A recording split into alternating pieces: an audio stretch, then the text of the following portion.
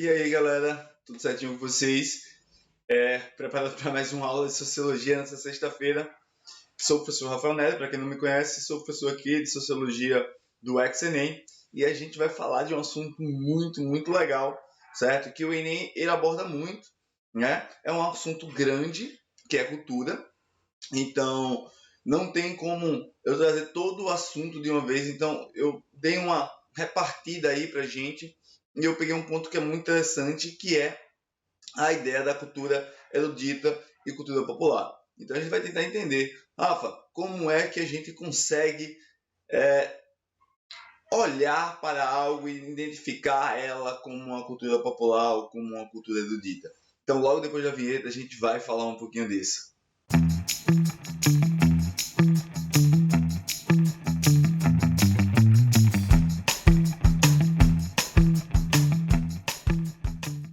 Então, vamos lá. Lembrar que os tipos de cultura que nós temos, né, e isso é muito importante, a gente se baseia sempre nesses dois tipos, né, a cultura popular, a cultura erudita e a cultura de massa, que é o que a gente fala com indústria cultural. Mas a gente vai lá ter uma aula só de indústria cultural e a gente vai entender um pouquinho que essa indústria cultural ela tem um ponto muito diferente do que a cultura popular e a cultura erudita, né, ela trabalha, tá? Lembrar uma coisa para vocês que cultura em si, ela não pode ser dada um valor, né? Eu não tenho como dar um valor a uma determinada cultura, dizer, essa cultura vale mais do que a outra, certo? Por que não? Porque simplesmente todas são culturas, cara. Então todas são culturas, todas têm o mesmo preceito, tá? Então todas têm o mesmo valor.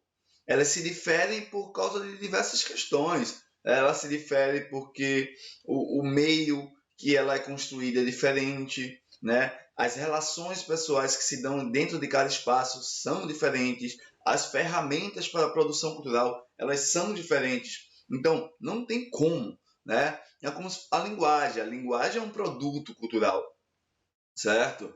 E a linguagem, ela se dá de acordo com o ambiente, então vai ser diversa, vai ser totalmente diferente. A mesma coisa das gírias, quando pensa no Brasil, as gírias que nós temos na variação no Brasil para a mesma coisa, né? Então, se a gente pega a galera lá de Minas, né, de Goiás, que é o trem, usa muito essa ideia do trem, né? O pernambucano, o baiano usa muito oxe, o, o carioca que tem gírias mais malemolentes, se assim possa dizer. Então, a gente tem um tchê no sul, então é variação. Então a gente vai de acordo com a ideia de que não tem como ter uma cultura unificada. Isso é bom a gente sempre lembrar, tá? Porque o Enem, de vez em quando, ele traz umas questõezinhas dessas aí, a gente, pô, uma sociedade arcaica, a cultura dele é menos importante do que uma sociedade desenvolvida, não. A diferença é todos esses aspectos, né? Talvez essa sociedade arcaica ela não vai ter a mesma condição de ferramentas para a produção cultural. Então, a gente vai ter essa diferença. Beleza? E aí a gente vem, pô, então cultura ele é tudo mesmo valor, se assim a gente possa dizer. Ok, tá? Mas de onde nasce essa divisão entre cultura popular e cultura erudita? Né?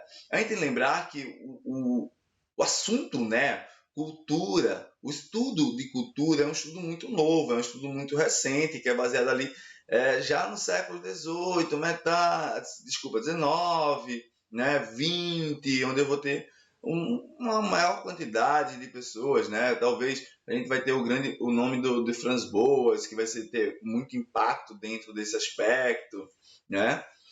E então é um estudo muito novo. Então a gente pega uma análise histórica, a gente percebe que a cultura ela vem de uma perspectiva, né, nessa divisão daquilo que é da corte, que é para a corte, certo? E aquilo que é do povo, certo? Que é da agricultura, que é do dia a dia, do cotidiano. Então a gente sempre vai ter essa divisão, né? Pô, a cultura de elite é uma cultura que vai estar ali relacionado ao desculpa, né? Quando pensar a elite, né? E enquanto a cultura popular está mais relacionada a uma população, uma comunidade, se assim a gente possa usar a palavra, né? E talvez isso seja o grande problema, que a gente gera uma, uma, uma diferença, porque a gente pensa, porque é da elite é melhor, né? É da corte, é dos reis, então ela é melhor. Não, não tem nada a ver com isso. A diferença é que uma é feita pelo cotidiano, para o próprio consumo, e a outra não, né? A outra é feita para alguém especificamente. Então, talvez essa seja a grande diferença que a gente vai ver falar um pouquinho agora, né? E a gente tem a cultura popular. E uma coisa que a gente não pode confundir é a cultura popular e a cultura de massa. Tá? Dizer, toda cultura popular é cultura de massa. Não, não é isso. Certo? Cultura de massa é a indústria cultural e tal. Certo? Então, cultura popular não é cultura de massa. Cultura popular é cultura popular.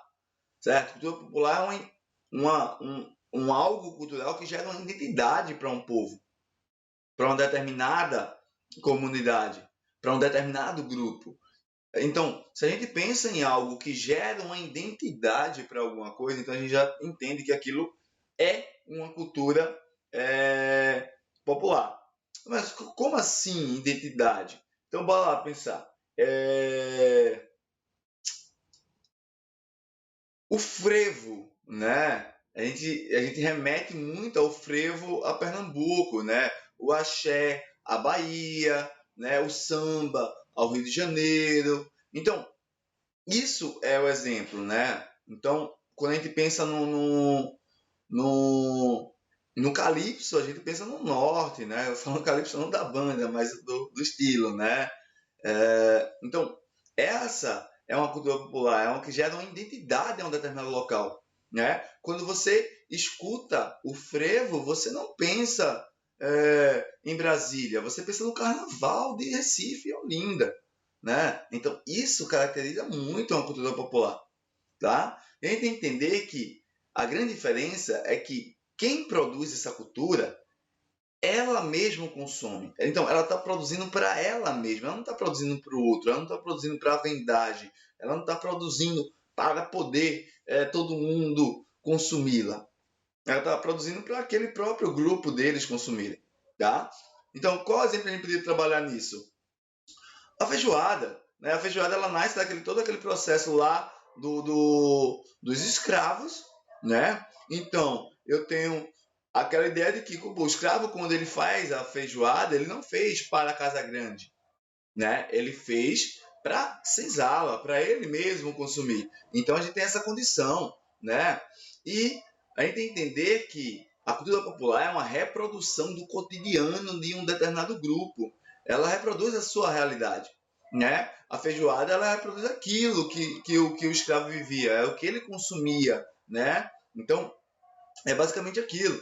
Então, a gente pode estudar algumas letras de músicas populares, né? De cultura popular, que vai dizer, eita, isso aí se remete ao cotidiano daquele determinado grupo. Então, isso é um ponto muito importante para a gente sempre lembrar. Né? Eu vou dar um exemplo aqui, que é aqui da minha cultura, né? Aqui do Pernambuco, que é diferente, né? Talvez vocês não conheçam, mas tem uma música que aí muita gente conhece, que o Rapa regravou, que é Súplica Cearense, não é? Que ela é cantada por Luiz Gonzaga. E a música diz assim: ó Deus, perdoe esse pobre coitado, que de joelho rezou um bocado, para a chuva cair sem parar.